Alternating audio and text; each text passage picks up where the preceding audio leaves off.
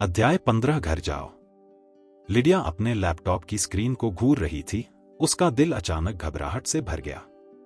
लियो ने जो कुछ कहा वह उसके दिल की गहराइयों से था, लेकिन उससे भारी व्यंग्य उत्पन्न हुआ। क्या मैंने गलत सुना? कोई कहानी बताओ। क्या हम किंडरगार्टन में हैं या कुछ और? क्या आप श्रीमान वॉटसन को किसी साहित्यिक चोरी वाली कहानी से प्रभावित करने की उम्मीद कर रहे हैं? फोर्ड परिवार कब से इस स्थिति पर पहुंच गया है कि उन्हें इस तरह की चीजों का सहारा लेना पड़ रहा है?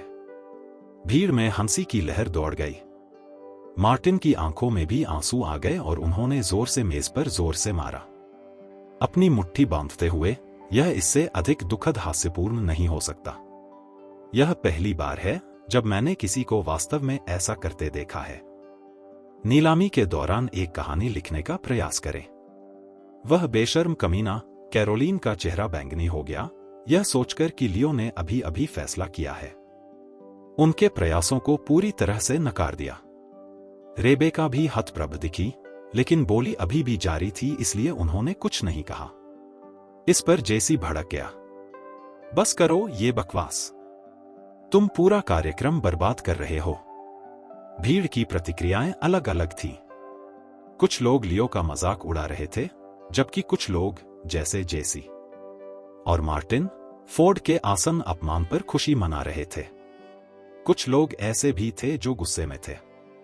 लियो पर घटना को भटकाने का आरोप लगाया गया।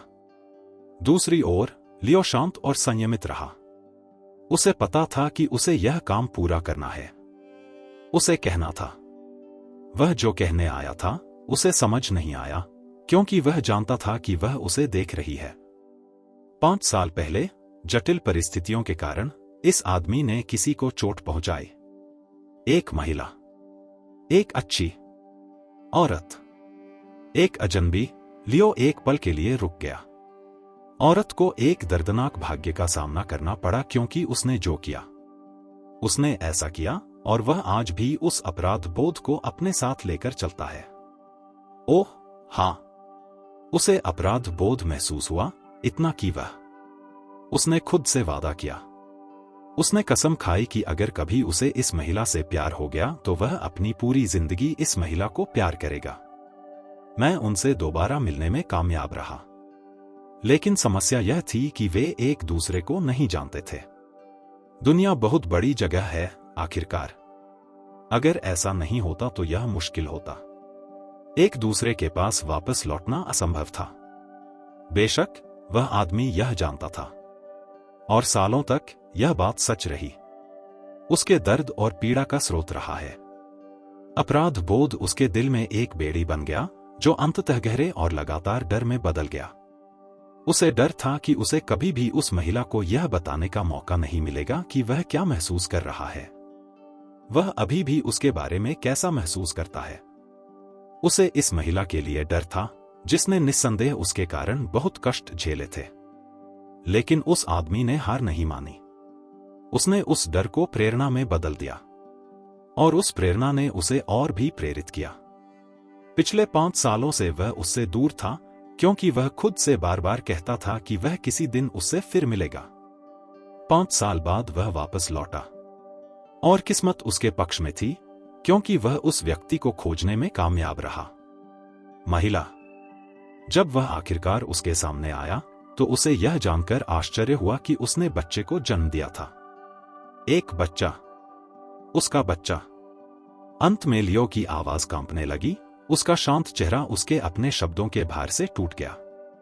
उसने बच्चे को कोई उपनाम नहीं दिया, क्योंकि उसे उम्मीद थी कि उसका भयानक पति वापस आ जाएगा। एक दिन वह अपने किए की जिम्मेदारी ले लेगा।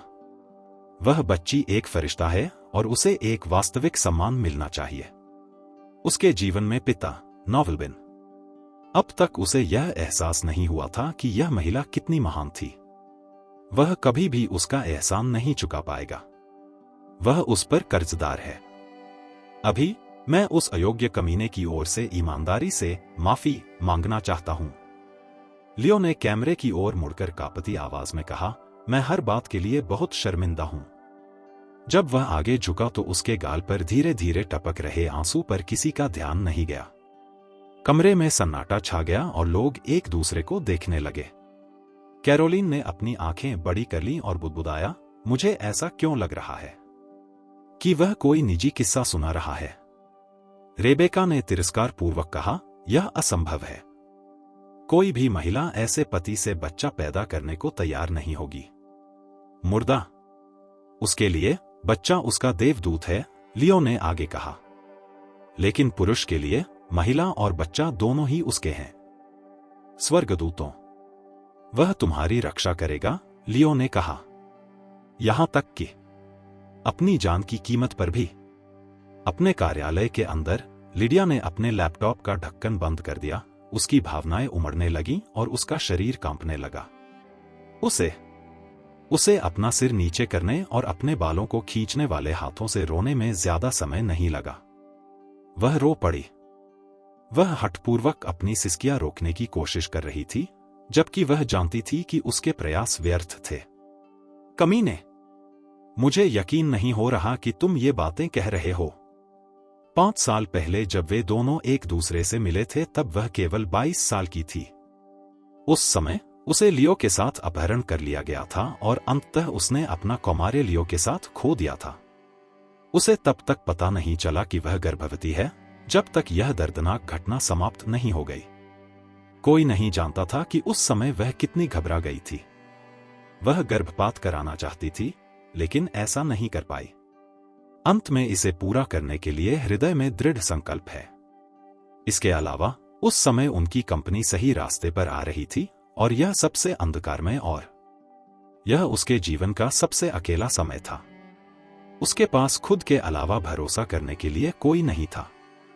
उसे बुरे सपने आते थे, अनगिनत बुरे सपने, और अक्सर वह खुद को बीच में अकेले रोता हुआ पाती थी। रात के समय कई बार तो ऐसा भी हुआ कि वह अपने दफ्तर में ही बेहोश हो गई, क्योंकि उसका गर्भवती शरीर। वह अपनी नौकरी का तनाव सहन नहीं कर सकी।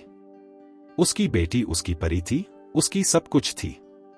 नए परफ्यूम एंजेल के पीछे की असली कहानी यही थी। इसमें लिडिया की बेटी एमिलिया का जिक्र था। बोली स्थल पर वापस आकर जेसी ने नाक भौं सिकोड़ी, क्या तुम्हारी बात खत्म हो गई? हाँ, लियो ने अपना संयम वापस पा लिया था। तो फिर तुम अभी भी वहां क्या कर रहे हो? जेसी चिल्लाया। अन्य लोगों को भी होश आ गया और वे भी उस ओर कूद पड़े। यह कोई बुरी कहानी नहीं है। मुझे लगता है कि आप इसे सड़क पर बताकर कुछ जेब खर्च कमा सकते हैं। यार, उसे सहानुभूति पाने के लिए ही ऐसी बकवास बोलनी पड़ी। यह क्या है, टेड टॉक? व्यंग्य के बीच लियो धीरे से मंच से नीचे उतर गया। कितनी शर्म की बात है, कैरोलिन ने गंभीर भाव से कहा, यह सोचते हुए हमारे परिवार ने वास्तव में इतिहास रच दिया है। एक गंभीर व्यावसायिक प्रतियोगिता में कुछ प्रेम नाटक की कहानी को याद करते हुए हम बनने जा रहे हैं। इसके बाद एमरडेल में यह सबसे बड़ा हंसी का पात्र बन जाएगा। अचानक मार्टिन वहां आया और मजाक करते हुए बोला, अरे मिसेस फोर्ड, आपने ऐसे बेकार आदमी से क्यों पूछा मंच पर जाने के लिए? क्या ऐसा हो सकता है कि आपको पहले से ही पता था कि आप नहीं जीतेंगे, इसलिए आपने मंच पर जाने का फैसला किया? टकराना? रेबेका का चेहरा कोयले की तरह काला हो गया था। उसने लियो को घूर कर देखा और उसे अपने फैसले पर पछतावा भी हुआ। उसे पहले ही प्रस्तुतिकरण संभाल लेने को कहा गया। उसने सोचा था कि लियो उनके प्रस्ताव के बारे में कुछ अस्पष्ट जानकारी ही देगा, लेकिन वह ऐसा नहीं कर सकी। मैंने कभी उम्मीद नहीं की थी कि वह इतनी हास्यास्पद बात का सहारा लेंगे। जेसी मंच पर गए और कहा, देवियों और सज्जनों, चलिए इसे आज का दिन कहते हैं। आपके सभी प्रस्ताव? एक स्पष्ट अपवाद यह है कि वे अच्छी तरह से तैयार हैं। पूरा दर्शक वर्ग हंसने लगा और सोचने लगा, अरे मुझे आश्चर्य है कि वह किसकी बात कर रहा है। मैंने पहले ही उन उम्मीदवारों की सूची बना ली है जो प्रारंभिक समीक्षा में सफल हुए हैं, और मैं बाद में इसका प्रिंट आउट ले लूंगा। सुश्री हेंडरसन को पढ़ना है। वह कल दोपहर 2 बजे अंतिम विजेता की घोषणा करेंगी। बोली समाप्त होने के बाद उपस्थित लोग एक एक करके चले गए। लियो भी जाने वाला था, लेकिन कैरोलिन ने उसे अंतर्राष्ट्रीय वाणिज्य केंद्र के प्रवेश द्वार पर रोक दिया। केंद्र, लियो, अपना काम वहीं बंद करो। लियो रुका और पीछे मुड़ा। क्या कुछ और है? उसने गुस्से में कहा, यह कहना आपके लिए आसान है। देखो आपने क्या किया है। हम शॉर्टलिस्ट नहीं हुए तुम्हारी वजह से। तुम शर्त लगा सकते हो कि मैं पिताजी को इस बारे में बताऊंगा। तुम वाकई हमारे परिवार के लिए अभिशाप हो। लियो ने कंधे उचकाए और कहा, जो भी हो। कैरोलिन अचंभित प्रतिक्रिया से अवाक रह गई। कैरोलिन, उसकी परवाह मत करो, वह अब हमारे लिए मर चुका है। रेबेका ने लियो को ठंडे अंदाज में देखा, फिर उसे खींच लिया। बेटी को कार में बिठाया और वे शीघ्र ही वहां से चले गए। कार तेजी से आगे निकल गई और उसके बाद धूल का एक बड़ा बादल उठ गया।